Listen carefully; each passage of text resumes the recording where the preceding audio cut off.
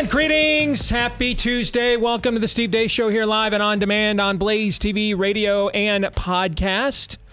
Alongside Todd Erzin and Aaron McIntyre, I'm Steve Deace. And today's show, as well as every day's show these days, headline brought to you by our friends over at First Cup Coffee Company, the patriotic, pro-American coffee company, but that's not why we promote them. If their coffee sucked, we wouldn't. I'm not going to tell you, hey, go buy a product because the guy or the gal, the acknowledged binary being agrees with us. No, that's not the way that this works. I believe in meritocracy. Do a good product, and then if you agree with us and are trying to build the same parallel economy that we are, then we're all in, and that's why we're all in on First Cup Coffee Company. There's a flavor for every freedom-loving American. They strive to be the freshest you'll find. They put the roast date right there. They ship within days of being roasted. Go to firstcup.com. Use the code DACE to get 10% off at firstcup.com. Promo code DACE. And if you subscribe, you'll get an additional 10% off for the life of your order at firstcup.com. Use the promo code DACE. Got to say thank you again. We continue. I just looked. We are in the top 500 still on Amazon.com with this little children's book. I got a cool thing yesterday. Went into my favorite city in Iowa, Pella Christian. And they had me at the elementary school there read the book to about 40, I'd say 30, 40 kindergartners. You know, it was a really cool experience. I've never done that before. And I kept wanting to read Elf's book in my mind. I kept wanting to say, every time I turned a page, I kept wanting to say, and then I went through the candy cane forest. Okay. I had to put my focus back on my own book. But they were a great audience. They thanked us with way too much of a bounty from the best bakery in America, Yarsma's Bakery there in Pella, Iowa. It's up there with the best bakeries in America. Now, you saw I brought the bounty in this morning. Oh, I tasted the bounty, and I don't have much of a sweet tooth. No, but that blueberry muffin was money. Right as you were about to bite, and I said, "Now, the first time you take a bite, you're going to look at me and say, is this for real?" And before I could, as I was just saying it, you took your first bite and you looked at me and with the look like, "Is this real?" Yeah. It's Iowa, brother. I mean, Yarsma's is legit. All right. So way too many carbs. I did get a piece, but brought the rest in so that I would not gorge on that, as I'm trying to lose about 40 pounds this year. I'm down about 14, so 26 more to go.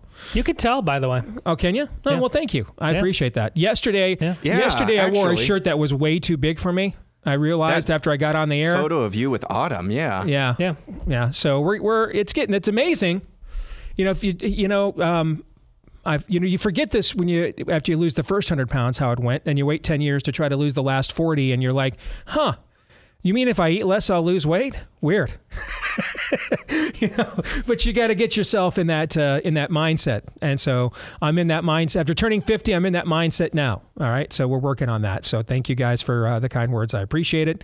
But had a great time reading Why Easter to these kids yesterday. We have done actually two. I've done two pieces of external marketing for this book. Todd Starnes had me on his show, or fill in for Todd Starnes had me on his show, and I was supposed to be on for 15 minutes, but our overtime ran long on Friday, so I only got on for 5. And then one of our listeners here was sweet enough to invite me on her podcast, and I mean, I have no idea how big of an audience she is. I just thought it was very sweet that she asked, and I had free time, so I'm like, yeah, okay, I'd be happy to do it. That's it. That's absolutely it. I mean, there's been no other external marketing for this book at all. I mean, this has just been you guys here in this audience, and just very, very thankful. And I hope the message resonates. I said to one of the little kids yesterday who correctly rose his hand and correctly answered what Easter is. And I told him, now you go home tonight and you tell your parents, I already know the most important thing to know in the universe. I'm good. I'm already getting into grandparent mode. Stoke and provoke the little kids, then send them home to their parents. What did you do, Deborah? Yes. So some little kid went home last night, went full kindergarten cop. Okay. Teacher said I already know everything, right? You know, so shout out to you if you're that parent there in Pella, Iowa. I got you. So that was a ton of fun. Leave us a review at Amazon if you like the book. And a lot of you have. We have been getting a ton of email or a ton of reviews here in the last few days. So thank you for all of those. You can get your copy at Amazon.com. Why Easter Jesus Died for Us So We Can Live Forever. I think there might even still be a couple of signed copies left. I've not gotten an update on this. That's why I haven't mentioned it, because I don't want to send you guys there and then they're out. But just in case I don't, maybe there's still some. Signed Why Easter is where you can go to get autographed copies if you want there, including customized autographs as well at signedwhyeaster.com. Also, and this is going to come up, of course, in the montage, a reminder, we had Todd, it's Bensman, right, from the Center for Immigration Studies. He's in this episode. It's the third episode of our series on basically Texas versus the feds. I'm sure this is going to be featured in Aaron's montage here in a moment. I am at the stage, we'll get into this after the I'm just black-pilled on the whole issue after what's gone down the last 24 hours. Just totally black-pilled. And this episode, by the way, set the stage for that. There is a moment in this episode when you find out that the Biden administration did actually act to have Mexico turn one particular wave of illegal migrants away. And then because, the obvious logical conclusion of that is, why don't they do this with every wave then? You know what I'm saying? Or at least, can we do at least, how much for 2 waves? Can we gamble here? Can we get maybe half the waves? Okay. But if you want to watch this special, BlazeOriginals.com is where you can go. Use the code Border Crisis to get $30 off your Blaze TV subscription. Code Border Crisis at BlazeOriginals.com. That's BlazeOriginals.com. All right. And with that, here is Aaron's aforementioned rundown of what happened while we were away. What happened while we were away, brought to you by breaking news. A secular judge thinks the government is God. I'm talking about Ketanji Brown Jackson, a U.S. Supreme Court justice, during arguments over an injunction placed on the federal government by a lower court in the Missouri v. Biden lawsuit that disallows government officials from using their contacts at social media companies to suppress American speech. The Biden administration appealed that lower court's injunction, which is why it was in front of the Supreme Court yesterday. Anyway, here's Ketanji Brown Jackson on the First Amendment. Biggest concern is that your view has the First Amendment hamstringing the government in significant ways in the most important time periods. What would you have the government do? I've heard you say a couple times that the government can post its own speech, but in my hypothetical, kids, this is not safe, don't do it, is not going to get it done. And so I guess some might say that the government actually has a duty to take steps to protect the citizens of this country. And you seem to be suggesting that that duty cannot manifest itself in the government encouraging or even pressuring platforms to take down harmful information.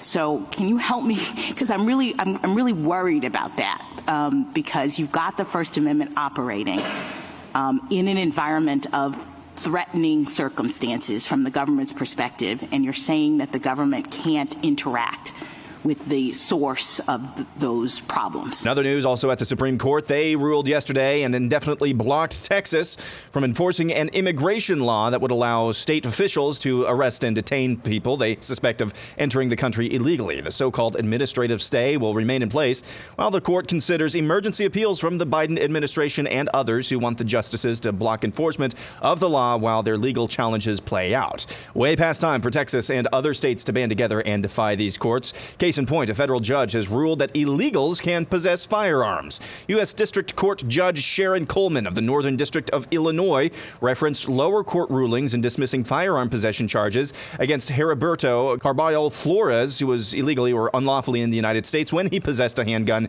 in the Little Village neighborhood of Chicago on June 1st back in 2020. The father of murdered Georgia nursing student Laken Riley spoke to the Today Show yesterday. Do you think a difference in immigration policy would have made a difference for Laken? We have no idea if that would have changed anything, but he's here illegally, that he might not have been here had we had secure borders. Checking in on Yeezy. Are you in that space where you're comfortable enough to say, this is where I am right now? I'm still a man of God. Jesus still is king, but this is vultures right now. This is where I am. It is, but I have my issues with Jesus. There's a lot of stuff I went through that I prayed and I didn't see Jesus show up. So how did you not so-called disappear? Like, because that's a hell of a fight. Because I'm God. And anyone who disagree, I'm the God of me. A newly resurfaced video from 2022 of one Barack Obama speaking at Stanford is going viral this morning, talking about the COVID jabs. And yet, despite the fact that we've now essentially clinically tested the vaccine on billions of people worldwide. And finally, meet a real man. This is Kansas City Chiefs kicker Harrison Butker speaking with EWTN. I do want to ask, there is a debate in this country over the best way to curb gun violence. After being so close to it, any thoughts? Yeah, I had to do a lot of thinking about what took place at the parade. I know gun violence was a big discussion, but at the end of the day, this is degenerate violence, and it should not be occurring. I think we need strong fathers in the home. I think we need men that are leading, that are setting good examples, that are teaching the young men in our society that violence is not the way to handle our disputes. It's very unfortunate what happened. Unfortunately, many, many children were injured. A beautiful young lady was killed over someone getting offended and turning to violence to handle that dispute. It's so sad. I don't think guns are the issue. I think we need fathers in the home that are being great examples for our youth. What do you think are some specific challenges men face today that could be keeping them from their potential?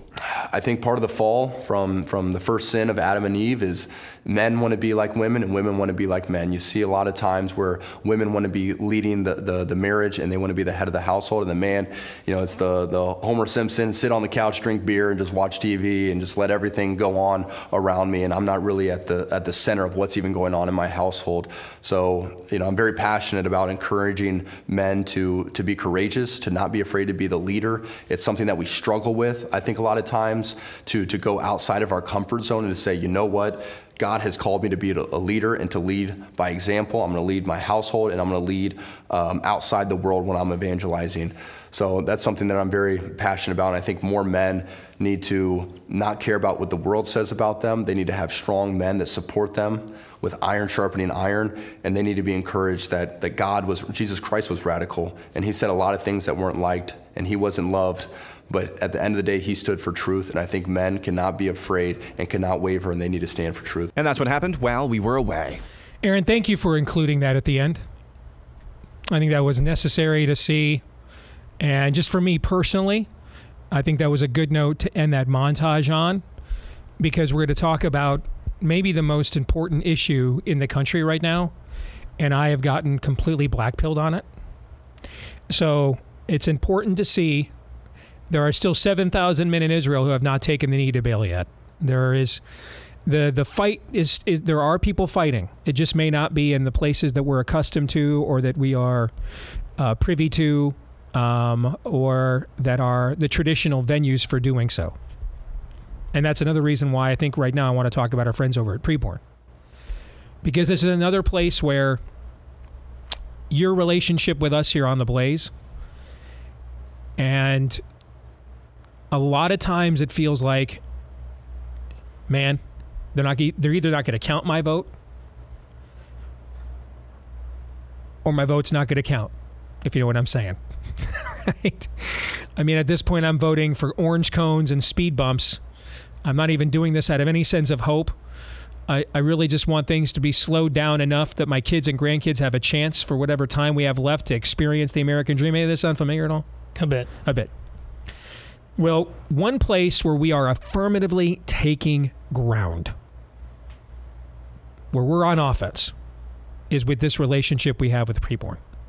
And it's helped to save the lives of tens of thousands of babies since we partnered with them to help them fund their mission of both truth and grace. They confront moms that are thinking of killing and murdering their children with the truth that they are a mom, and that is not an unviable tissue mass or a blob. That is another person. That's a separate heartbeat. But then they offer grace to the moms who choose life, who walk into the light. They know that they did not dance with the darkness because, in most cases, they're fulfilled, well-adjusted, in a secure relationship, but because they're not.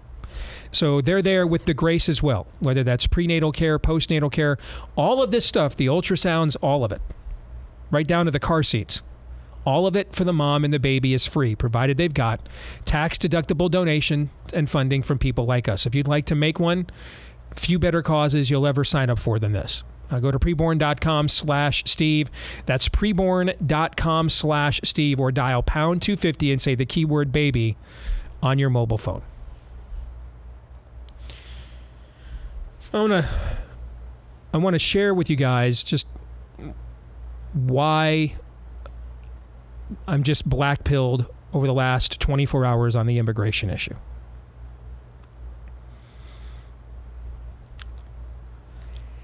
We have unquestionably our second best Supreme Court justice issuing an extended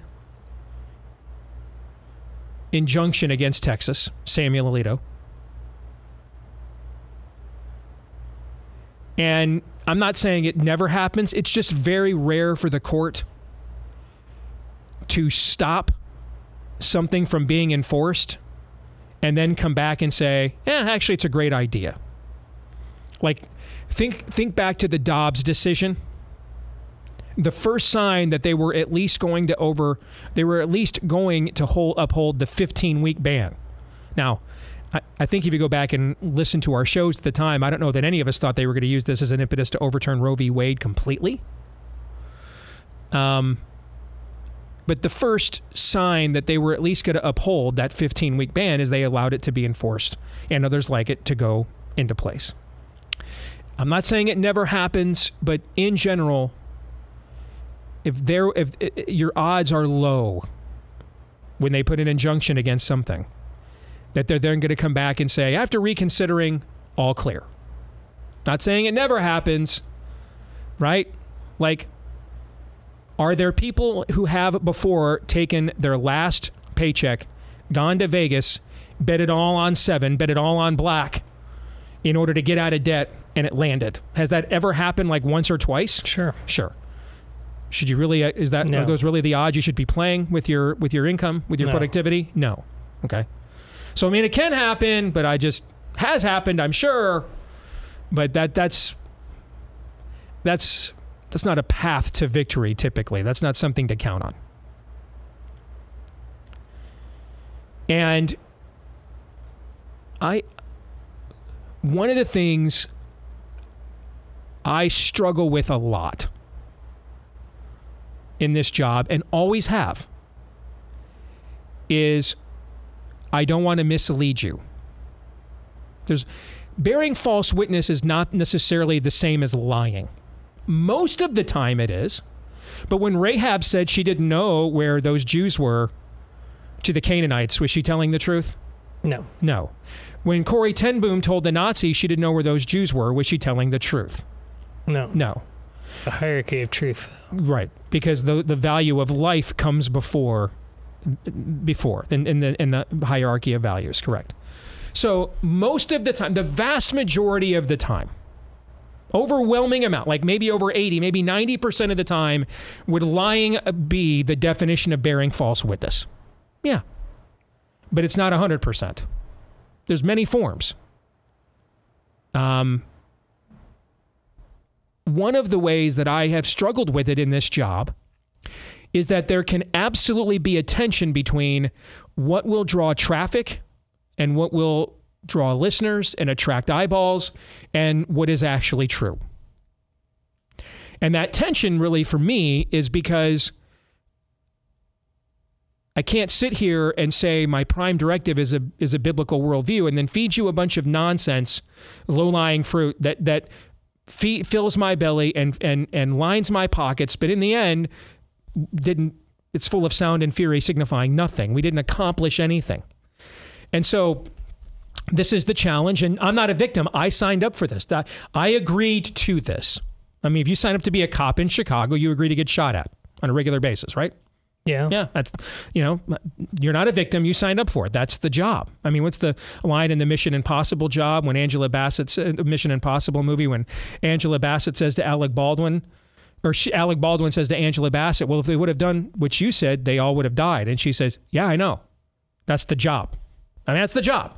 For me, this job, that's not the same for a bunch of other people in this industry who are good folks and have other prime directives guiding them. But for me, if the advancement of a biblical worldview is my prime directive, there is going to consistently be tension between how do I broadcast while remaining on a narrow road? And we have to navigate that all the time. And so there are certainly moments where there are things we don't discuss that either are coming from a dishonest place, or in the case of the whole bloodbath thing, they're just empty calories. They're not bad. It's not dishonest. I mean, the Doritos you got at Vendoland taste good, right? Mm-hmm. Okay, yeah. But ultimately, you know, those are empty calories. They don't satiate. They don't satisfy. And that's, so, you know, they're here today, gone tomorrow. We would much rather serve you steak than Cheez-Its. And this immigration issue should be, man, a porterhouse. Wagyu beef, like someone got on a horse, okay, and a trolley, or got on a steamship from Japan, all right, with the Wagyu and dropped it off level of 100% right off the grill red meat. This issue should be, right? We're only talking about the sovereignty of our country. The importing of how many criminal elements. The handing over of our border to drug traffickers and human traffickers. The importing of your replacements, our replacements. These are significant. I mean, short of a depression or an army dropping either a bomb or a brigade on our soil, can there be anything more immediately existential to a country than its own sovereignty? I don't think so. And one would think. I mean, it's certainly on the list with those other two things I just mentioned, right? Yes. And you know why those other two things are there? When a country drops a bomb on you or a brigade on you, they're attacking what? Your sovereignty. When your economy is destabilized to the point that the people can no longer be supported, that also is an attack against your sovereignty as a people. And we sat here on this show a couple of weeks ago telling you what an important moment this was with what the governor of Texas is bound to do and has to do against the... We did this show just a few weeks ago. Sure. Right. And now it's just like we've all moved on. Oh, well, the court said we couldn't do it. It's not that important. Just keep raping and killing people and letting the Democrats bring more voters in. And hope that's not your suburban boy that overdoses on fentanyl next week. Hope that's not your suburban daughter that you turn on the internet to get your jollies. You're like, oh, wait, that's my kid they kidnapped and human trafficked. Hope that's not you. Anyway, did you see what Joe Scarborough said yesterday? I mean, doesn't that just seem like what's going on right now? Yes. And I got to tell you, I emotionally don't know how to handle it. I'm just completely black-pilled. If this is not just a stop everything else we're doing, literally everything else we're doing, stop it. Everything stops. This time 4 years ago, we stopped everything for a scam.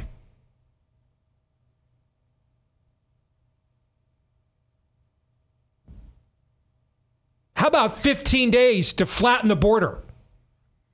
30 days to slow the invasion. Can we try that? This is an alpha and omega point you're making. But we're just going to go on. We are. We're going to go on. Yakety yaks with the back and forth for my engagement farming with Joe Scarborough and whatever stupid crap he said. We'll just go on and do that. By the way, yesterday the Supreme Court also told that Indiana family who had their kid taken away from them, no soup for you. We don't have time for you. We don't. We got time to tell Texas no, but we've got nothing for you. So good luck with your kid, man. Appreciate it. Peace out.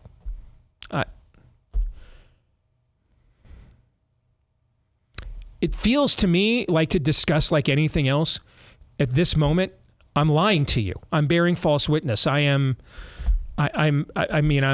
deceiving you. That's what it seems like to me. Like, this should be a stop everything. This can't happen. Texas governor's like, well, we'll arrest people for criminal trespass and do what with them? Are you going to deport them? By the way, the first word of illegal alien is what? Illegal. Which means they're all guilty of a crime. Yeah. You don't wait for them to commit a crime. They're all guilty. They committed a crime already. They're all guilty. But in a way, I can't blame his limp-wristed response. I mean, how many people other than the usual suspects, the Daniel Horowitzes and a few others, are out there right now demanding Greg Abbott do something in defiance of the court? How many people in our business are doing that? The trucker convoy, you see it in the Blaze original, went down to the border. Hey, bros, drive north to Austin. Go to Austin instead. Go where the decisions are actually being made. Go blockade Austin. I know the photo op is at the border. I get that. But the battle is in Austin. Go there. Head up north, about 8 hours, to Austin. Go there. That's where the battle's at.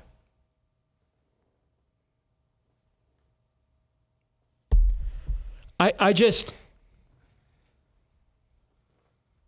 mean, why don't we just go ahead? Let's just prepare a national tombstone at Arlington, and we can inscribe on it. The Supreme Court told us we had to just sit here and do nothing and take it. Sorry, kids. 9 unelected people told us that we just had to let ourselves be invaded by drug mules, human traffickers, murderers, liars, thieves, rapists, and people that, even if they're not any of those things, will make sure that your wages per capita are the lowest they can possibly be in a market economy by driving them down. But there's nothing we can do. Our hands are tied. Bundle up. The Haitian cannibals are coming. I mean, there's nothing we can do. And there's like no critical mass. There's like no outrage. I've begun, it's clear, the critical mass isn't coming.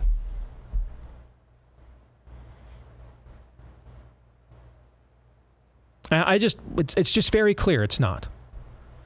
And maybe it always had to be like this, but the amount of suffering that we're going to have to endure to do anything about this stuff substantively, man, I don't want to live through or contemplate. I just want to go snuggle with Autumn and watch NCAA basketball. Because here's the thing, it doesn't, like Daniel says all the time, it doesn't have to be like this. We don't have to force God's hand to the point that we literally have to be on the brink of total collapse before we'll do something.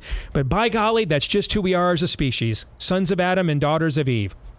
Just playing out Genesis 3 over and over again. That's what Harrison Butker was talking about in that clip. Just playing that out over and over again. Epoch after epoch. Millennia after millennia. Era after era. That's the Eras Tour right there. That's the Eras Tour. We just play out Genesis 3 over and over again. Doesn't matter time, custom language, people. We're just those archetypes over and over and over again. And so I feel like to discuss this in some way, Chuckle Hut, I'm bearing false witness to you. This isn't real. We're not real.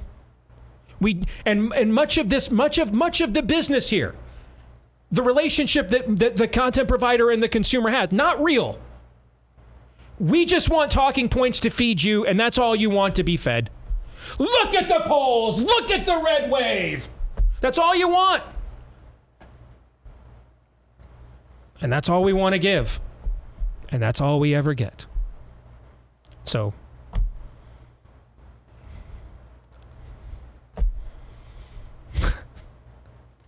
that's all I got on this. Nothing else.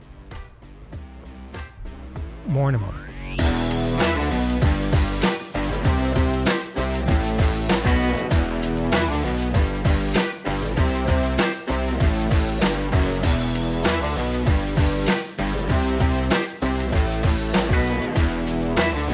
The things we hope to build our future around are the things worth protecting. Making an estate plan right now means gaining security for your assets and peace of mind for you and your loved ones. You can do that with Trust and Will. You can create and manage a custom estate plan starting at just $199. Go to trustandwill.com/Deace. That's trustandwill.com/Deace for 10% off plus free document shipping. We recently updated ours earlier this year. Maybe it was late last year when Trust and Will came on board.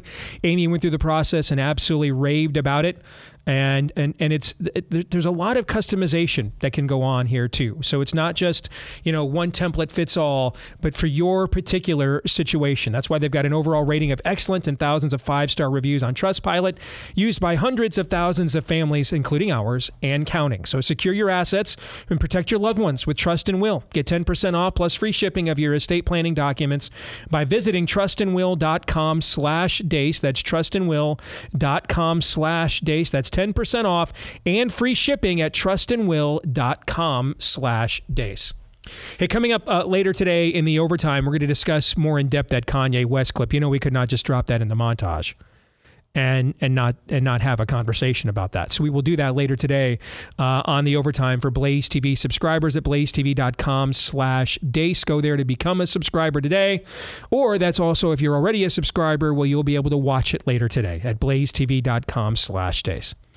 All right, so gentlemen, I was kvetching, and we ran out of time in the last segment. We've actually got a few minutes here. I want to get you guys' reaction to what we are told is the existential issue of this moment, and I agree that it is, but it's just like, oh, well, okay, well, I guess we're all just going to fund this. We're going to, we're not going to ask Republicans to stop funding this at the federal level. We're not going to ask a Republican governor to, govern according to the elected sovereignty on behalf of the people who voted for him, as opposed to be the steward of 9 unelected justices. And we're just going to let the invasion go on. And I guess we'll crack back at Keith Olbermann and Joe Scarborough today for mammary glands and giggles. We're just going to do that instead.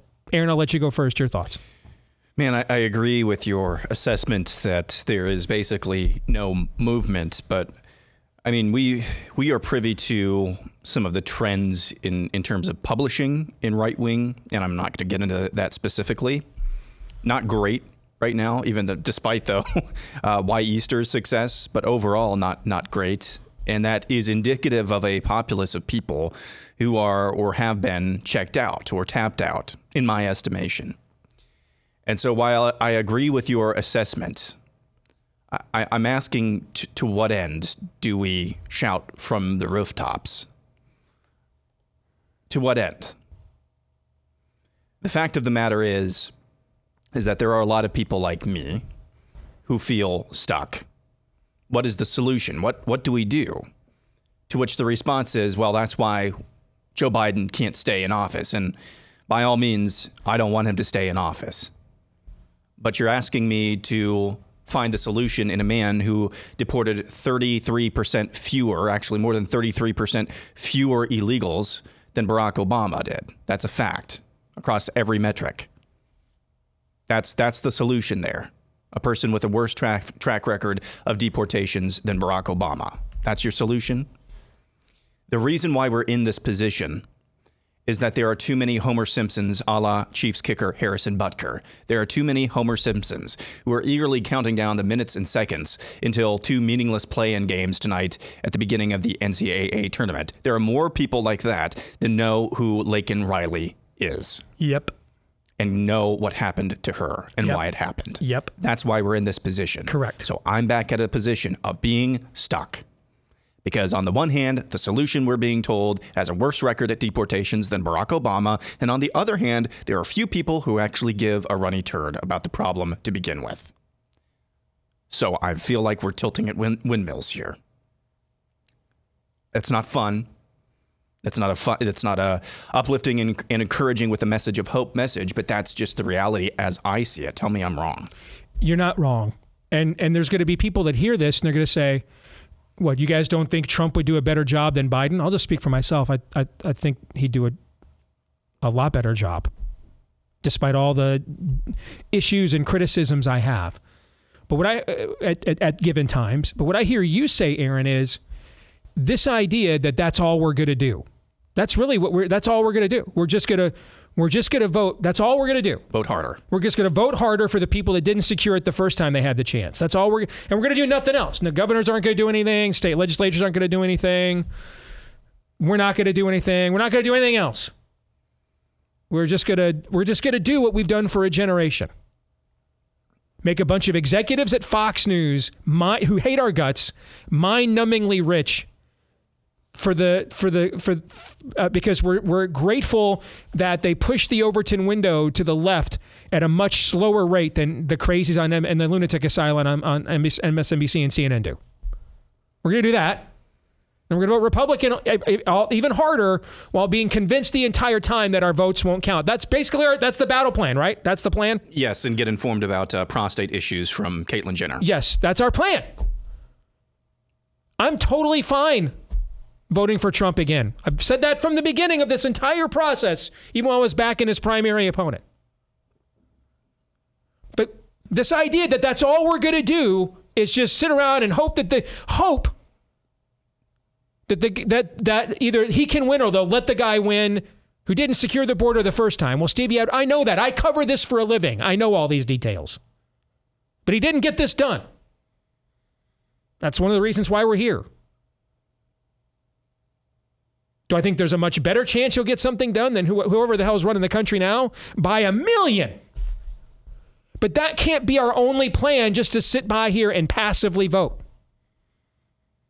And not ask our governors to do anything, not ask our legislators to do anything. They had a gubernatorial primary in Texas in 2022, Todd. I had dinner last year with Don Huffines, one of his primary opponents. Don's a very successful Texan. His wife's probably listening right now, in fact.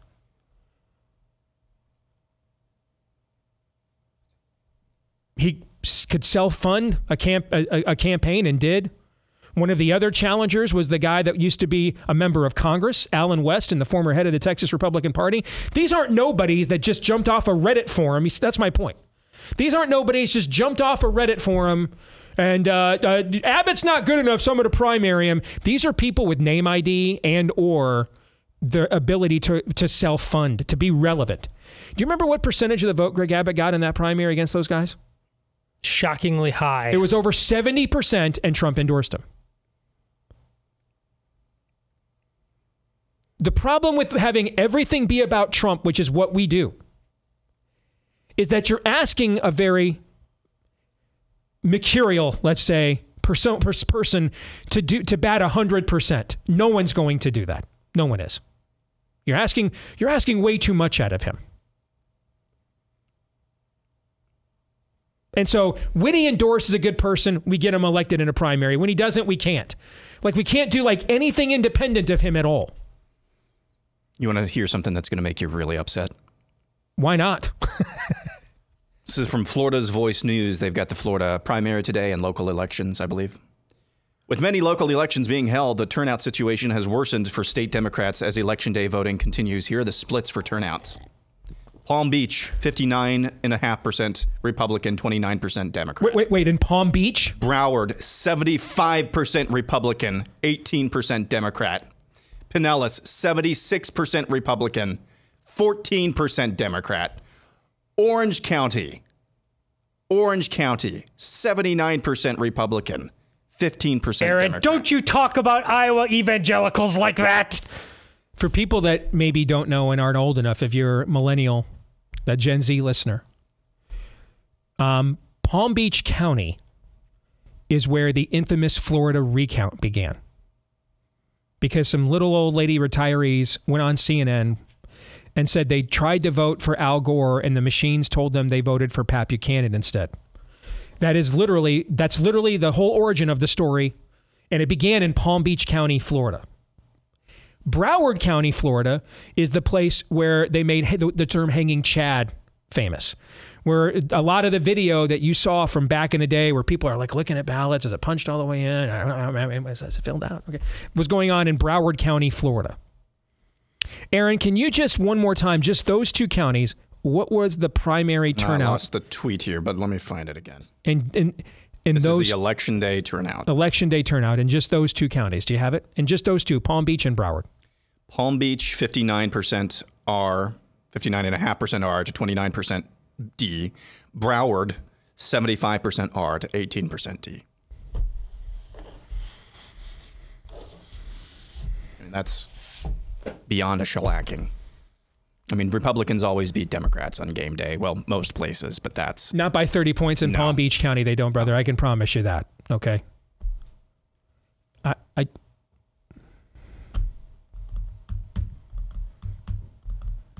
This is why it's so frustrating. It doesn't have to be like this. It did not. It didn't have to be like this right now. It didn't. But you gotta, ride the horse that you have. You simply cannot allow everything to be about whether Trump stays on message today, who is the last person to talk to him, whether he even has time to focus on your issues while they're trying to steal his family fortune in New York. Okay? You just can't. That's not a successful path. And so we're going to fund the very federal government, Todd, that's leaving the border wide open. And, oh, by the way, gave us the Jack Smith probe that's trying to... So we claim that Jack Smith is being uniquely used to persecute Donald Trump, right? Those are our talking points, right? Right? Mm-hmm. And then we also claim that there's an invasion at our southern border, right? Yeah. Okay. The body that controls the allocation of funds that goes to either one of those 2 endeavors. Granted, it's the slimmest majorities, but who has it? House. And supposedly those are our people, right? Supposedly. And where is there any critical mass today, as we continue to still go back and forth about bloodbath, is there any critical mass today demanding Mike Johnson do his damn job and keep his oath of office? Thomas Massey says absolutely not. No, nothing. No critical mass at all. No critical mass to anything. As I sit here and see a poll where Trump was up by 4 points last month, the general election poll, and now he's down by 2. And so we're just going to let the whole thing... You know what this is? I'm going to go back to what I said before, Todd. This is the culture war equivalent. What we are doing with Trump is the culture war equivalent of, I'm taking my last check, going right to Vegas, betting it all on black, betting it all on 7, and then we'll just sit back and see if it pays off. There's like 230 days or something until the election. What are we going to do the next 230 days? Look at the polls! Look at the red wave! Okay, well, what am I going to do when I'm not looking? Look at the polls harder! Look at the red wave more! Okay, then. Watch your futures end. I don't know what else to tell you then. Hope it works out. Yeah, well, when you're not talking to citizens most of the time.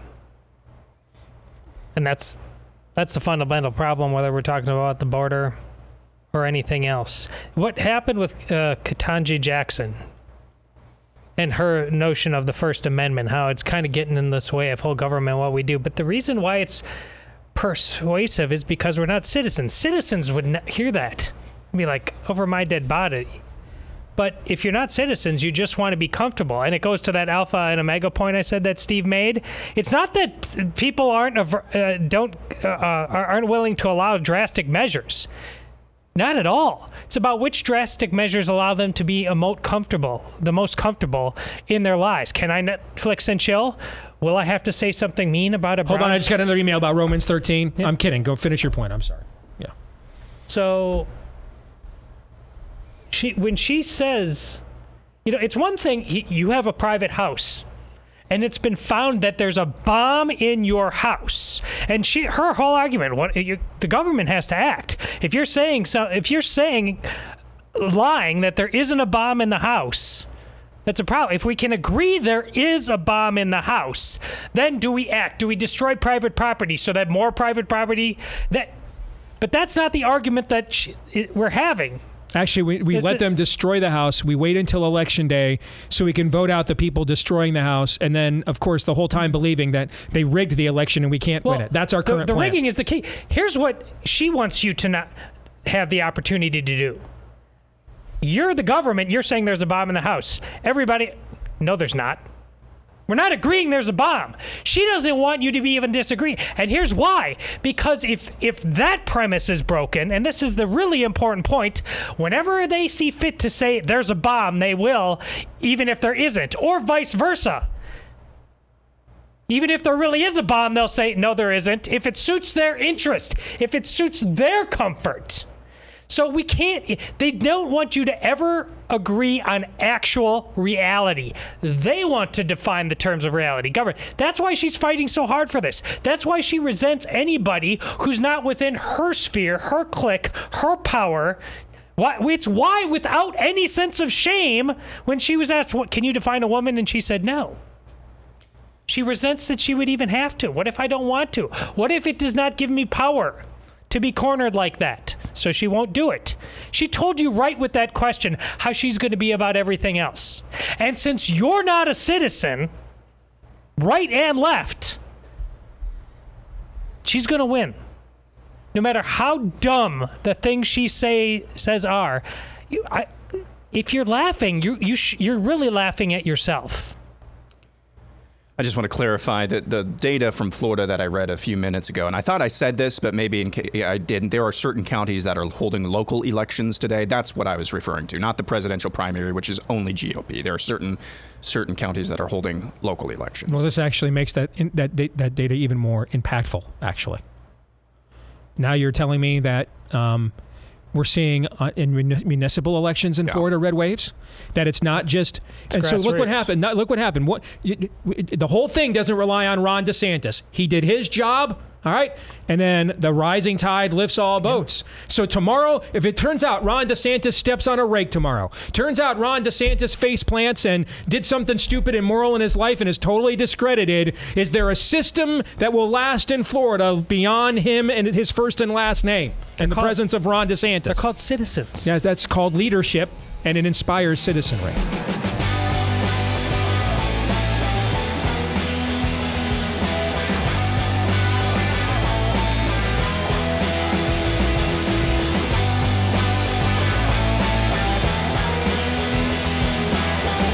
All right, back here with Hour 2 here on Blaze TV radio and podcast. Let us know what you think about what we think via the stevedeace.com inbox. You can take advantage of that, access it by emailing us, steve@stevedeace.com. That's DEACE. You can like us on Facebook, me, we, and Gab. Follow me at Steve Deace Show on Twitter, Getter, Instagram, and TikTok.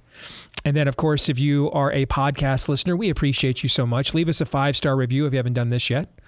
Or you can also, or hit subscribe, or if you're on iTunes, like the majority of podcast listeners are currently, hit follow, and that way, every time we do a brand new episode, it'll show up in your feed every single time. And this part of the show brought to you by our friends at Constitution Wealth. They are the Patriots' choice in wealth management. Let me ask you something. Are you actively trying to avoid doing business with corporations that hate you? I know a lot of you are doing that when you can. Unfortunately, can't do that a lot in our economy at the moment, but there are some places where you can. Why not apply the same thing to your investment portfolio, your retirement? And Constitution Wealth can help you to do that. They can help you to reduce your investments in things like ESG, DEI, and other woke scams and schemes that have overtaken much of the corporate sector in America. And that way you're putting your most powerful tool, your money, to work, both in terms of being profitable and prophetic at the exact same time. So work with an advisor who shares your patriotic values. Why work with anyone else?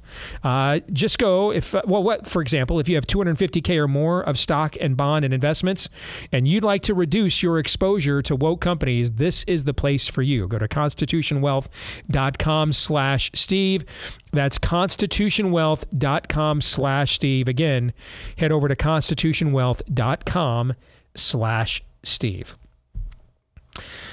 All right, let's get to this week's edition of Idolatry or Not. I have 5 items prepared for you guys today to discuss, Todd and Aaron, whether these things represent America's increasing sprint increasing sprint to idolatry as a people, or this is just, everyday stuff. And, within everyday stuff, people have disagreements. That's the natural order of things. Nothing to get all worked up about. Fair? Yep. Let's start with something that I have to tell you, this doesn't happen often, but I totally did not see this coming. All right? So an account I follow on X or Twitter, Retro News Now, pointed out, hey, this is the anniversary of when General Mills first introduced Hamburger Helper in 1971. Now, I have used the phrase white trash delicacy on this and every platform I'm a part of. How many times have you guys heard me talk about that? A lot. Whether we're talking about Shamrock Shakes, Cadbury Mini Eggs, right? Okay. I mean, that's a compliment. All right. And I am the ugly American. I don't want to move to places where there aren't, at least any form of a chance a pizza delivery guy can't reach you or get robbed. I mean, these are all tropes that I have discussed on various platforms and formats a million times, right? And in many ways, in a clearly self-deprecating notion. Yes. Like I am the joke. Yeah, with a gleam in the eye. Yes, and a tongue in the cheek. Correct. Yes. I posted this yesterday. I came in, did the show. And I was like, wow, there's a lot of people worked up about this. But then we had to do the show. I then had to go read to, a few dozen kindergartners in Pella, Iowa, which I greatly enjoyed, as I talked about at the top of the show. I get home. And I get home so I can post our shows and some other things to get prepped for today's show. And my feeds, my mentions on Twitter are blown up. Hundreds upon hundreds of comments and posts about this. That this was elitist. And I'm like, I grew up on government cheese with a teenage mom who got carded every time she tried to buy cigarettes when she took me roller skating. I mean, what are we doing here? What is this? So, is this a misunderstanding? And here's why I'm asking about idolatry or not. This is, again, where the French Revolution and the Bolshevik Revolution are really two sides of the same coin. The Bolsheviks are like, only a group of elites, special people, can make decisions for everybody else and decide who divvies up the money and who gets the guns. And it's funny, at the end of Animal Farm, the pigs always decide that they're the ones that get both, right? And everybody else, you're at our mercy. The French Revolution is power to the people. Are the people basically good? Nope. No, they're not. And so I am seeing strains, and of the opposite of the Bolshevik Revolution is the French Revolution. Where now where we've gone from, if you disagree with me, you're a racist. That's the Bolshevik Revolution, right? The French Revolution is, if you disagree with me or offend me, you're an elitist. And so that's why I'm asking, is this idolatry or not? Or is it just maybe our show's grown and there's a lot of people that don't know who I am and they didn't know the context of this and it's a misunderstanding? This reminds me, do you remember on Christmas Day, just this past year, you kicked off a holy war by doing something you do every single year in or around Christmas, which is tweeting or live tweeting, "It's a Wonderful Life." Do you remember this? And you kicked off a holy war by live tweeting the quote, "Can you give me a good reason not to call on Mary?" And people thought that you had turned George Catholic. Bailey is asked that by his mama. This one is slightly different because of the responses that I'm white trash and I'm not sad about it. I'm white trash and I wear it on my sleeve. I mean, obviously, people don't listen to the show that see this, but I think there's another element of this as well. You have a large segment of your following on X, maybe, or a significant amount of your following that saw you not support Donald Trump during the primary, so they're trying to maybe justify. So I'm automatically an elitist. Yes. I didn't support the billionaire who we had to vote for because he was so rich that he couldn't be bought off. And that's what made me the elitist. I supported the kid who grew up whose dad was an electrician. That's what this is. That's what in Ohio. This is. Yeah. Okay. So idolatry then, just not quite what I thought it was. Just a different strain of it is what you think? Yeah. All right. Todd, what do you think?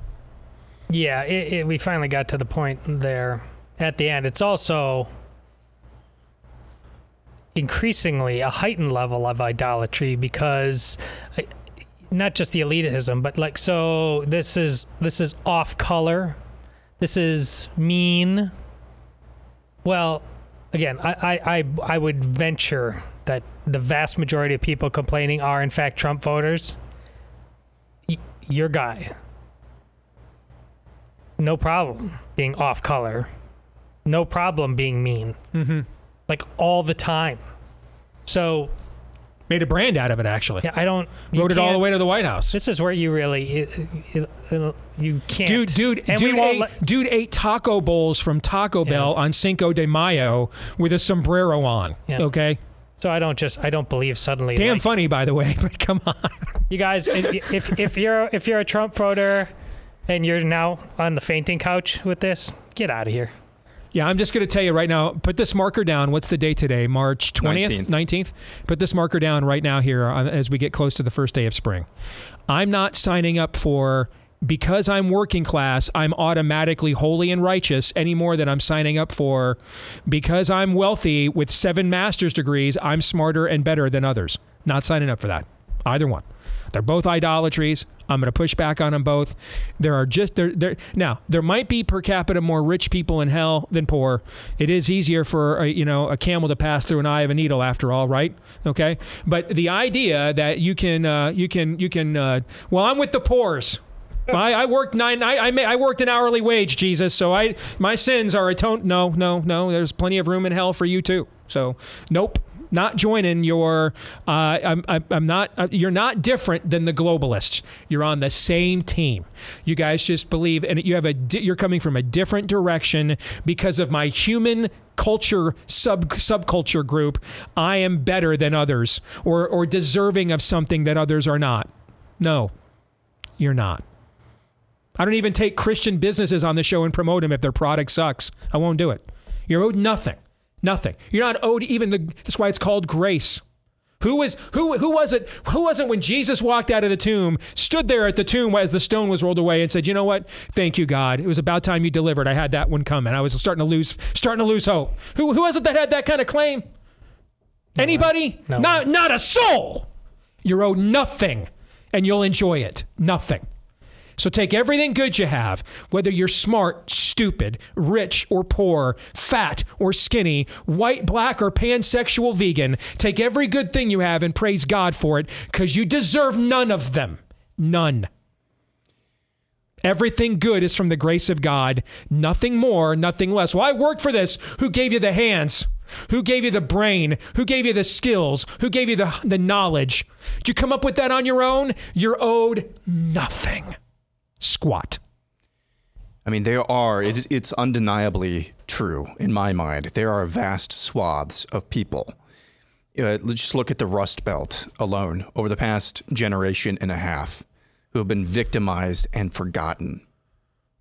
Look at the people of East Palestine. That's one example of that. That being said, they are victims, yes. Does that victim status make them better? No. No. That's the language of the communist left. That's correct. The intersectionality totem pole is how we got to this moment in our nation's history. The solution is not retribution. The solution is not a different type of intersectionality totem pole.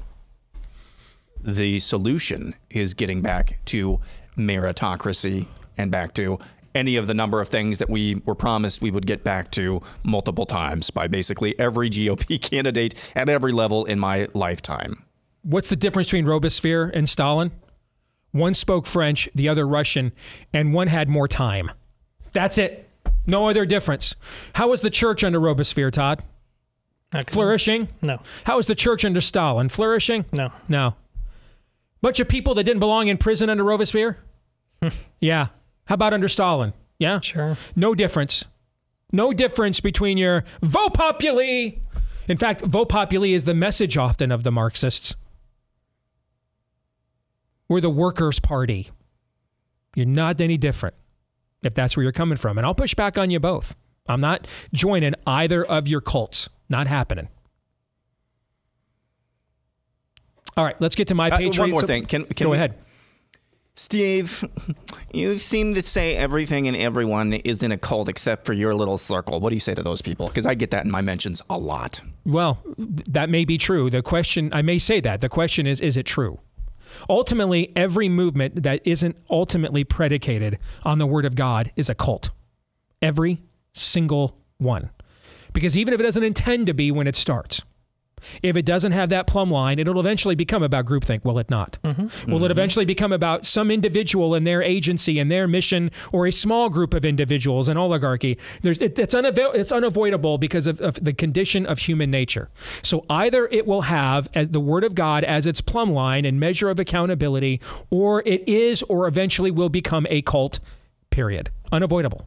Because everything we touch eventually deteriorates, minus the Word and Spirit of God, because we're sinners. We can't help ourselves. Good. Is that a good answer? Yep. Hey, before we get to more, let's talk about our friends at My Patriot Supply. You can't pinpoint it, but you can't deny it either. It just seems like maybe I better get ready. Yep. My Patriot Supply has been doing that since 2008. They've been helping millions of American families prepare for an uncertain future. Many of them choose 3-month emergency food kits with nearly 24 food and drink varieties, so you'll never get bored. All right, and you'll be fully fueled. 2,000 plus calories a day. All three meals, even drinks and snacks, are a part of these kits as well. They are inside ultra durable 4-layer packaging, so they're good for up to 25 years with storage. Just to give you the peace of mind to know, if it goes down, we're at least going to be able to eat. PrepareWithDace.com, you'll get each kit for $200 off if you go there. PrepareWithDace.com, and you'll get shipping fast and free. Shipping fast and free, $200 off each kit at preparewithdace.com. Again, that's preparewithdace.com. All right, next on Idolatry or Not is this clip. I'd love to hear about, like, what are you specifically tackling for Easter right now? Like, okay, this is going to be a bigger service for most churches. What are some of the things that you have to get your, ducks in a row, as it were, in respect to Easter? For us, the most important thing on Easter is inviting people to church. Easter and Christmas are the only 2 Sundays of the year that are actually wrapped around a particular passage in the Bible, right? Most of our other Sundays are whatever the pastor wants to preach on, any particular thing or whatever. But Easter and Christmas are both around particular biblical events. And so this particular biblical event of Easter is tied directly to our mission. And so that's so important to us. And so when I think about how I'm going to talk about Easter, I'm thinking about talking to people far from God. Because that's the thing that matters most to us. And so just to give you a teeny bit of a glimpse, I'm talking all the way from people who have been in our church for years, and I want them to invite people to church, all the way to people who've never heard of our church before and trying to get them to come to church, right? People who are unchurched, you might say. And so how do I talk to those two people are really different. But I'm putting a lot of my focus, energy, time, resources toward what I would call the cold audience, as people far from God. And so I'm not going to say the word Calvary. I'm not going to say the word resurrection. I'm not going to say the blood of Jesus, right? I'm not going to say any of these words that make someone feel like an outsider. This is really important. An important guiding principle for how we develop language is anyone can be a part of our church. It might not be for everyone. Everyone might not like it, but anyone can come. You don't have to understand what we're, any fancy language. There's not any prerequisite to be able to come here. And so when we're thinking about such a steeped in tradition holiday like Easter, and how we talk to someone who's not steeped in that tradition and how we get them to connect to it and come to it, that's really important to us. That is the digital content director for Elevation Church, and also that clip courtesy of Protestia on Twitter, who also furnished the clip that we're going to use in overtime today. They're a great follow. If you don't know who Elevation Church is, one of the biggest churches in the country. Pretty decent chance if you're in an evangelical megachurch, at least one of the songs you sang last Sundays from them. Stephen Furtick, I think that's the pastor's name there. I think that's who that guy is. Okay.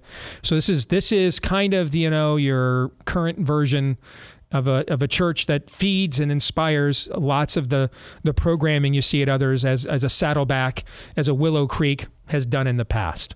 All right, so I saw this, guys, and my question was, how did those first century Jewish Christians, under constant assault from both non-Messianic Jews and their families who wanted to shun them for believing Yeshua was Messiah, and then the Roman government who was out trying to kill them all the time, how did they, because when I read like their correspondence letters, these epistles they wrote to each other and encouraged each other what to do and what to say to spread the message, don't those letters like include every single term she says they don't want to use?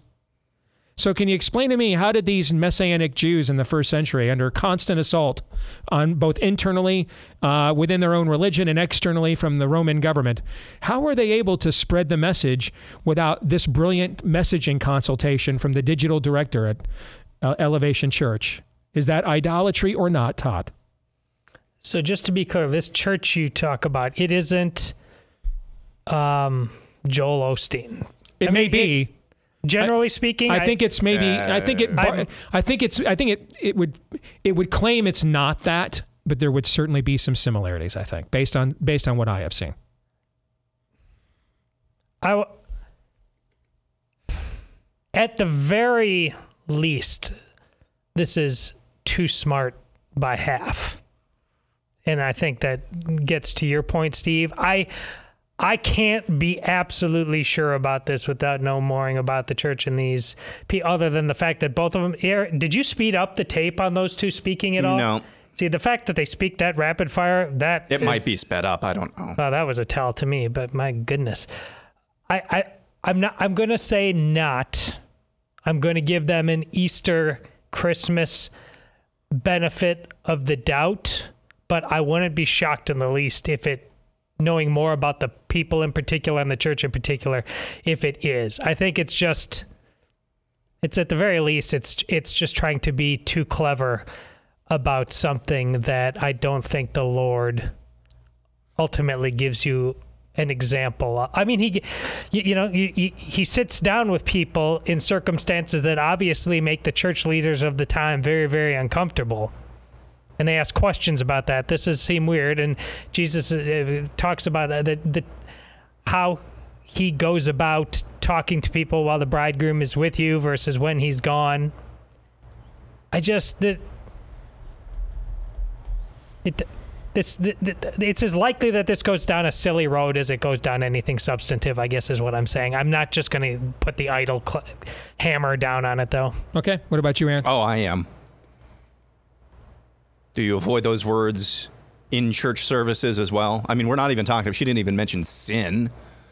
Okay? I mean, we can maybe talk about, having a dispensation for the turn or burn messages when you're really going to be the most exposed to your community. My question is, what the hell is the point of your Easter and Christmas services if there's no substance there? Resurrection. Blood of Jesus. What was the other term that she used that they don't want to talk about? Calvary. Yeah. What is the purpose? She just said these holidays, Easter, Christmas, are birthed directly out of scripture passages. She's marketing. She's not evangelizing. Jesus doesn't need marketing. Either the Holy Spirit is or it is not.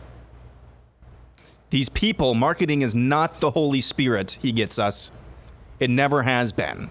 I said a few months ago, maybe just a couple of months ago on the show, the only degrees that they're handing out at the University of Hell is marketing degrees because Satan is a hell of a marketer. He's a hell of a deceiver. That's what the other side does. Jesus doesn't need marketing. The Holy Spirit is the power that moves people's hearts. Amen. Great segue to talk about Tommy John, because this underwear spot will have more theology than what you just heard from the woman at Elevation Church. All right. This is just simply the greatest underwear I've ever had. And they gave me a big script, a lot of great stuff. Breathable, lightweight, moisture wicking, all that great stuff. I'll just tell you flat out, it's the best underwear I've ever had. It's the only underwear I bought. How long have I been on the show? Like 3 or 4 years? Yeah. It's the only underwear I have ever gone back and bought ever since I tried it. That's how good it is. Absolutely fantastic, comfortable. Thousands. This is why it has thousands of 5-star reviews. They have a line for the ladies as well. You can't beat it. If you've not tried it before, get 20% off your first order right now at TommyJohn.com/Steve. That's TommyJohn.com/Steve. You get 20% off your first order for a limited time right now. Absolute best underwear you've ever bought. TommyJohn.com/Steve. 20% off your first order at TommyJohn.com/Steve. All right, let's continue on. Let's do these last 3 kind of rapid fire.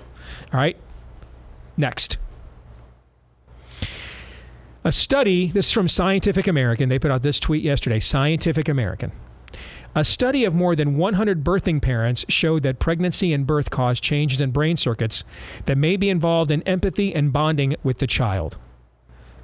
Aaron, is this tweet idolatry or not? Yes, because it's even more so based on the community note that this story had that you couldn't see there. The community note says that, yes, Scientific American reported on this study using this term, but the study itself actually uses the term woman, mother. Means they edited it. They edited it. Yeah. So, yes, it absolutely is idolatry. That's an easy one. Of course it is. Yes. Yeah. But it still requires, I think, to be pointed out, because this is one of the leading scientific journals in the United States of America. They edited that woke language in. When we talk about captured institutions, that's what we're talking about. Even when they're discussing actual scientific data. They can't to define what happens to a woman, and the only thing a woman, the most uniquely thing a woman can do. And it's not good enough. This, while we're getting emails about Romans 13 and how passive am I still allowed to be, spirit of the age, man, is relent. The spirit of the age has gone like full door knocking Baptist, man. Yeah. Okay, I mean full door knocking Baptist. The spirit of the age does not care, man. You got a playing game to watch though tonight, so you're busy. All right, next, this tweet from the great Lee Strobel, in my view. He's quoting from the Pew Research, which, I've said before, one of the few private polling firms on cultural trends that I think actually do good work. Look at this trend line going back 2002, so we're halfway into a generation, over 20 years. 8 out of 10 Americans saying religion losing its influence in public life. 8 out of 10.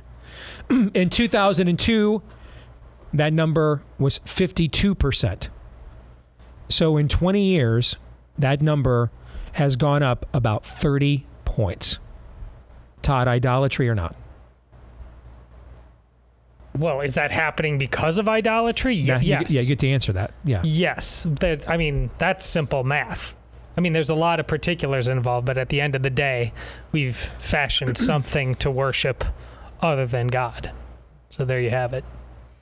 Yeah, it's interesting that a majority of people have a positive view of religion, but a vast majority of people, 8 in 10, think that it's waning in its influence. So that is the result of idolatry, for sure.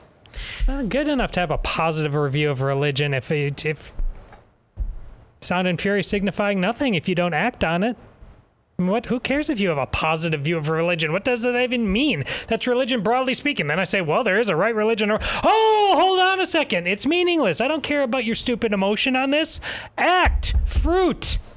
So I'm going to call an audible and skip the last one because I think that there's a couple of points on this one that I think we need to make.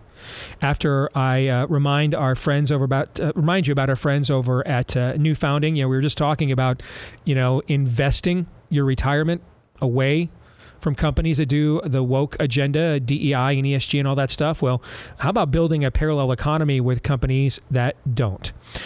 New Founding is trying to invest in these kinds of companies through their venture fund. The companies they invest in, they're defined by a simple question. Does the country we want to live in need the company that this person is building? If the answer is yes, they do what they can to support. If not, they move on. And you can join them in that effort. Venture investing, of course, not for everyone, but if you're a serious accredited investor who wants to see a more hopeful future for the country, go to newfounding.com/venture fund today and apply to be an investor. Again, that's newfounding.com/venture fund, and you can join their venture fund today at newfounding.com/venture fund. All right. what percentage of people are saying this in the Pew survey because much of American religion looks more like Elevation Church's digital director than Jonathan Edwards? You see what I'm saying? Like if the three of us were called by Pew and asked, what's your current view, positive or negative, on religion's impact on American life? We all three might answer negative. Yeah. Now our differences may be, our reasons might be different and more nuanced than why a lot of other people are. But what percentage of those are people answering no because that's what they want to see and they're excited to see that? And then meaning they're godless. And then how many people are doing so because they're like, what in the Sam Hill is this, right? Okay, and if this is what it is, we're probably better off without it. Thoughts?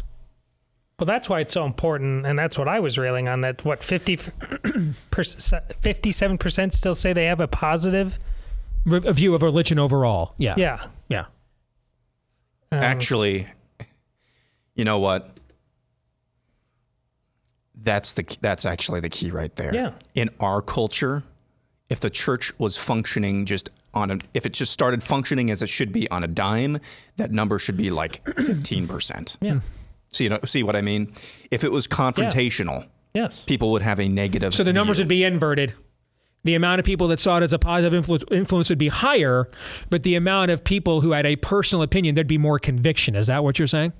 Maybe. I would say if people had a positive view of religion would be lower if the church were more confrontational. But it's not confrontational, so it's a little fuzzy teddy bear over in the corner. But you would collectively see its influence in the culture would be better, yes, and so that number may be higher. Yes. Okay. What do you think of that, Todd? Well, I'm more on Aaron's wavelength. I think I find that 57%, considering what we're dealing with this culture, deeply depressing.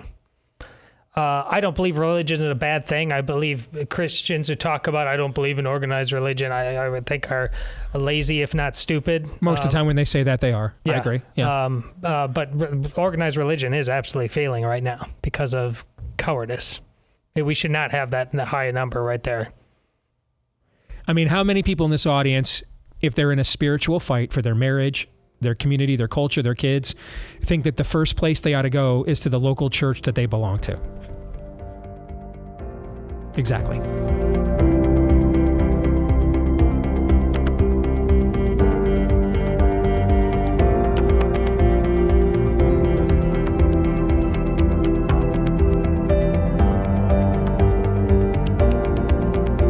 I know so many of you are disheartened to see that our country has forgotten the importance of citizenship. And if you're wondering how a strong sense of citizenship could be revived, check out what our friends over at Hillsdale College are doing right now. They've produced one of their many free online courses, but one of their new ones is American Citizenship and Its Decline, taught by venerable historian Victor Davis Hanson himself. The course traces the history of citizenship and explains how it is undermined in America by open borders, identity politics, the administrative state, globalization, and more. Americans taking this course will gain a deeper insight about the connection between citizenship and freedom, an insight they can share with family members, friends, neighbors.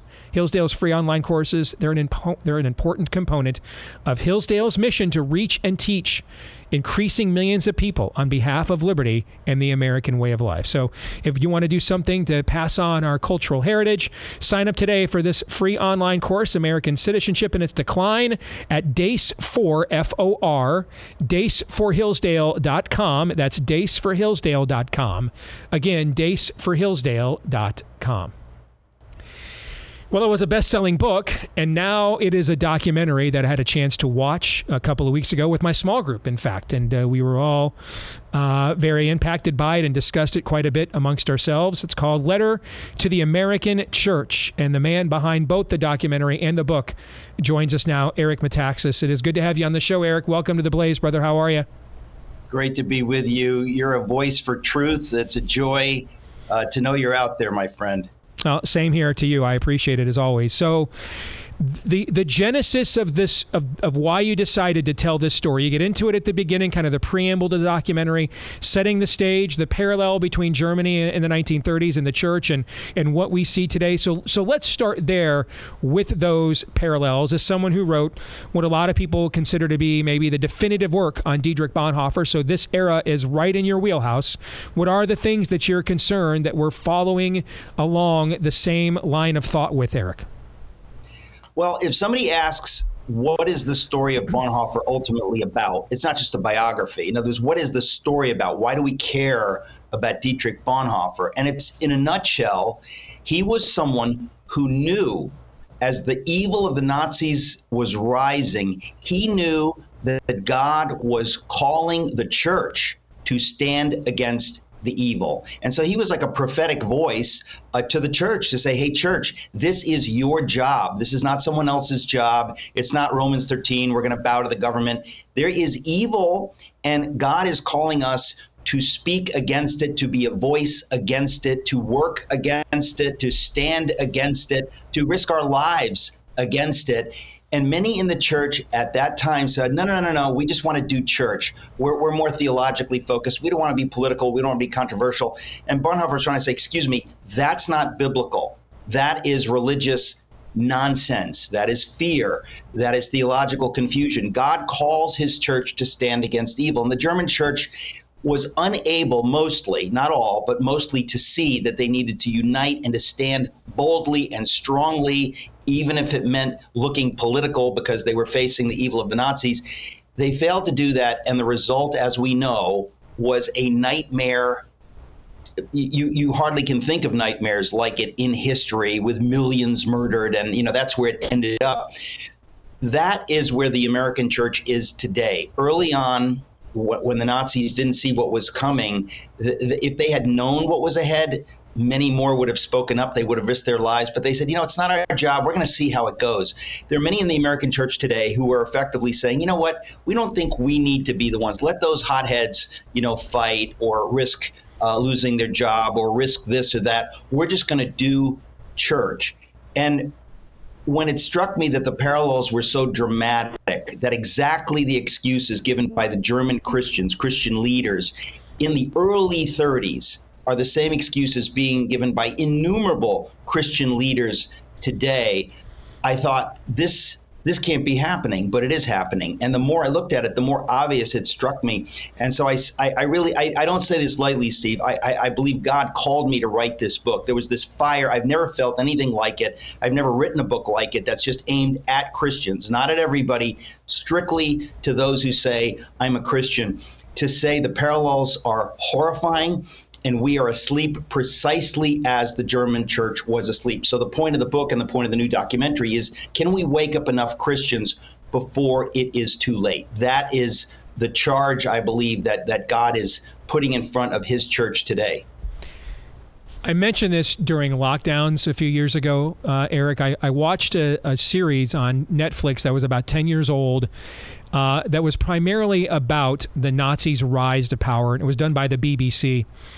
And the series opens up with a look at what Germany was like at the turn of the 20th century. You see very early versions of motion pictures, and it looks like something out of a Jules Verne futuristic novel. They are well advanced in terms of public transportation. Right. It's kind of a benevolent autocracy under the Kaiser. It's the wealthiest nation on earth. It has the largest, wealthiest middle class, working class on earth. It has the most powerful military on earth. And it really is, at the turn of the 20th century, it really is the greatest nation in the world at that point in time. And within 40 years of when they showed this video, which was from about 1905, 1906, within 40 years, that exact same culture would plunge the world into not one, but two of the worst wars in human history. where the death tolls were beyond catastrophic in both cases. The first one, just kind of your traditional, powerful elites fighting over, who's going to be the most powerful. And then the second one, just, frankly, a demonic descent into the mouth of madness under the Nazis. But the point I got watching this, in just one generation, when a culture lets go of the rope, it goes fast. When I watched your documentary, I sensed that you're concerned that we are letting go of the rope. And when that happens, it goes fast. We let go of the rope. That's why it's going so fast. The last 3 years have been a level of madness accelerating like none of us in our lifetimes. We've never, ever seen anything like it. I mean, we always knew things are bad, things are trending in the wrong direction. And then suddenly it just speeds up. We have sheer lunacy happening in America. I mean, you don't need to be a Christian to see it. That's the horror, is many Christians are blind. Many people who aren't Christians, they see what's going on. They see their kids are being sexualized, that they're having insane ideas shoved down their throats, that they're more than two sexes. Who decided that 5 minutes ago? Who decided that men could suddenly become women, that women could become men, and that, by the way, if you dissent, if you think that's not a good idea, if you think that's preposterous, you can't talk about it. This is madness. The idea of an open border, the idea of defund the police, the idea of anywhere you look, you see madness. The government overreach. I mean, the idea that the FBI is breaking down the doors of people that I know, friends of mine, arresting them, taking them. You just say, this is demonic. This is America, you would think 100 years in the future, maybe. It's happening now. And to me, the horror is that many in the church are still saying, you know what, we don't want to be political. We just want to do evangelism. We just want to do our nice churches. And you think, are you kidding? That's what the German churches said. And look how God judged them. Look what he did in that nation. It's an unbelievable thing. To me, the only good news is Romans 8:28. These horrible things, God is using them, I believe, to wake up those who can still be wakened up. In other words, that if things are this bad, there are people every day looking around thinking, wait a minute, I didn't realize. I better speak up. I better do something. I better vote. How many Christians didn't vote in the last election or in the previous election? You think, we have turned our nation over to crazy people, to demonic forces, and it's anywhere you look. This is not one issue or two issues. It's a host of issues. We see globalism trying to crush our national sovereignty, trying to impose some kind of like World Health Organization order on Americans. And you have many, most in the Democratic Party and a number in the Republican Party just saying, fine, that's fine with us. It's the job of the church to stand up.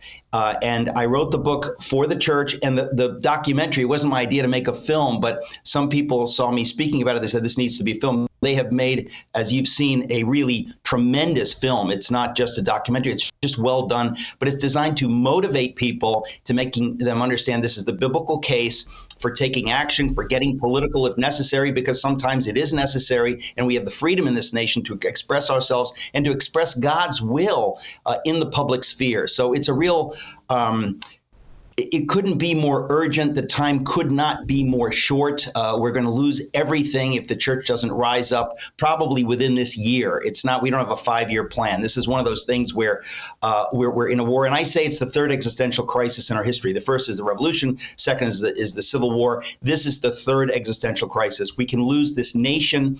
And if the world loses America, Lincoln called us the last best hope of earth. There's no, America waiting in the wings to take our place. There's China and globalism and enslavement to an order that is not, by any means going to be friendly to Christians.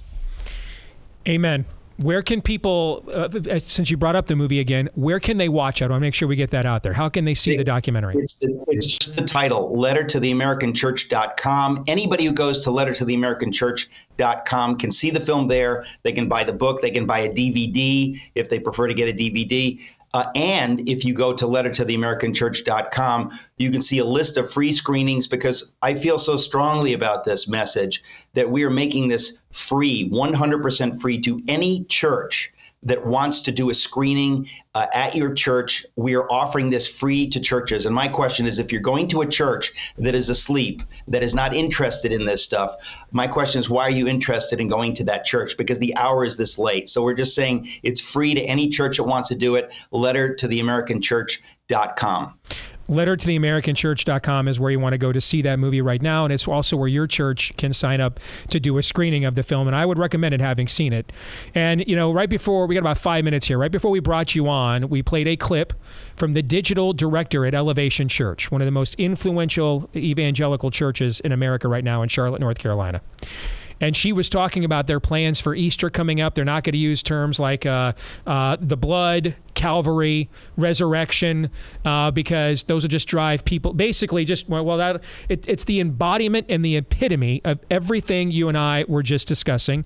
I know this is a good segue too, because I know to another book I know you just released, Religionless Christianity: God's Answer to Evil, that is available right now if you want to go and get that book. But this is, you know, it's taken different forms over the years. It used to be from the Saddlebacks and the Willow Creeks. You know, then it was the Bethels and the Hillsongs. Now it's the Elevations. This idea that God requires marketing, not vessels. All right, not willing vessels, but a human touch. That God's cake can't be relevant unless humans have the frosting that'll make people, the spoonful of sugar that'll help the medicine to go down. And we're so obsessed with this that we've literally lost, while trying to be relevant, we've lost almost all relevance we have in this culture whatsoever. Well, look, I'm here to tell you that the only places that invite, all the churches that invite me to speak, they are the ones that didn't shut down during COVID, that have been heroic, suing Governor Newsom or standing up bravely in other ways, understanding that they need to speak about stuff. And if people say, oh, you're a Christian nationalist, oh, you're being political, all you care about power, they have the wisdom to say, excuse me, shut up. We care about human beings. And to keep silent in the face of evil, you call it what you want. We're advocating for God's values because the Lord commands us to love our neighbors. This is how we love our neighbors, by talking about the vaccine, by talking about voter fraud, by talking about transgender, by talking about everything that is of concern to human beings. Those churches are growing. So the churches that are trying to be relevant by avoiding all of this stuff and by trying to do church, they are drying up. They're becoming increasingly desperate. It's pathetic. Look, it's like Jesus cursed the fig tree, did not bear fruit. He cursed it. These churches have been cursed. And I say to anybody, if you're going to a church like that, for the sake of your soul, get out of that church. Find a church that is being brave. I was just in Denver. The church there is actually called Brave Church. All around the country, there are churches like this. They're being heroic. They're not afraid to talk about all these different things. Letter to the American Church is the first book. Religionless Christianity is the sequel, which will be out in a couple of weeks. But it's the message of, are we speaking the truth boldly without religious frippery, without nonsense, we're being clear? Because human beings in this world where evil is rising, many people who are not Christians, they're suddenly interested in, if you're talking about what concerns me and my kids, if you actually care about that, you're not just doing nice church, you're not just having happy church, you actually care about the struggle we're going through, you're being a voice, you're giving us guidance. Those churches are blowing up, growing like crazy. I mentioned Brave Church in Denver, but all the churches that have invited me that are doing big screenings of this, they all have the same story. Our numbers have tripled since the COVID shutdown because we didn't shut down. So people are leaving the pseudo-relevant churches, like you mentioned, Elevation, whatever. All those churches are becoming increasingly desperate, doing more marketing and more nonsense. People who are actually looking for truth are going to these other churches, and it's a very dramatic shift in America. So that, Steve, gives me hope for this nation. Great stuff, Eric. Good to see you. Congratulations on the film and another book as well. It's good to have you on the program, brother. We'll do it again. All right, take care.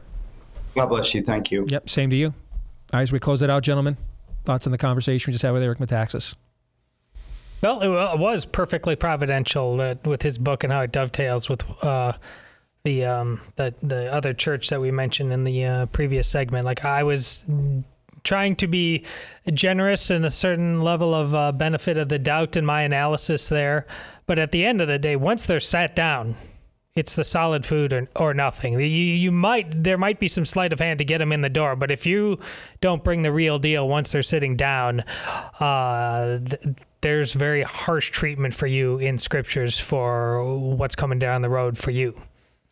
Yeah, and on a positive note, just anecdotally, I can confirm what Eric was just talking about the churches that are courageous are the ones that are growing. And that's true of my church. During COVID, it was a little bit different situation in Iowa with our governor, but there were some churches that were cautious beyond the time when the governor said, hey, you can meet in person again. We have brought in a ton of new people that were just disaffected from those types of it really was a great sifting, at least amongst the church, in my view. So that is a positive development. The consolidation of true believers into true churches, that is a positive development. You guys remember I went and spoke at a Calvary Chapel church in Chattanooga back in 22, I think it was. And great community, great people, really enjoyed it. And their story was that after coming out of COVID, they were like, hey, man, this is burning. We got to step up. And so they start doing the stuff that Metaxas was just talking about. Church just empties out. 3 times more people actually start coming in. And people drive in from all over the state of Tennessee now to go to this church because of exactly, Aaron, what you just said. Yeah, they lost a lot of their original membership, but they tripled in membership with people to take their place because they were addressing things that mattered to people. Romans 8:28.